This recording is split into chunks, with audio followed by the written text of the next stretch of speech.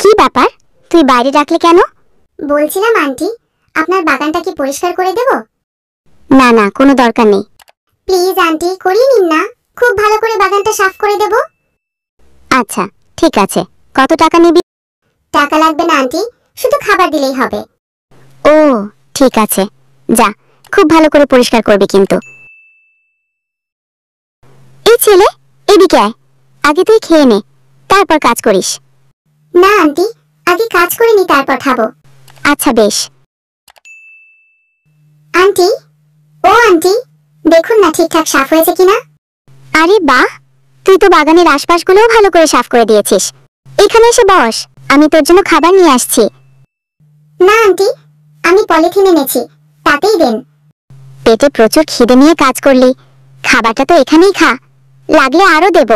না আন্টি, বাড়িতে মা আছে, খুব অসুস্থ।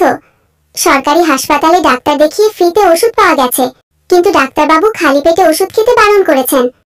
তোর কথা শুনে আমার চোখে পানি চলে আসছে। তুই আগে খেয়ে নে, আমি তোর মায়ের জন্য আলাদা করে খাবার দিচ্ছি। আর আমাকে তুই তোদের বাড়ি নিয়ে চল, তোর মায়ের সাথে আমি দেখা করব। বোন, তুমি সবার চেয়ে ধনী আর ভাগ্যবান। যে সংস্কার, যে শিক্ষা, যে দৌলত তুমি তোমার সন্তানকে দিয়েছ, সেই সংস্কার, সেই দৌলত আমি আমার সন্তানদের দিতে পারিনি।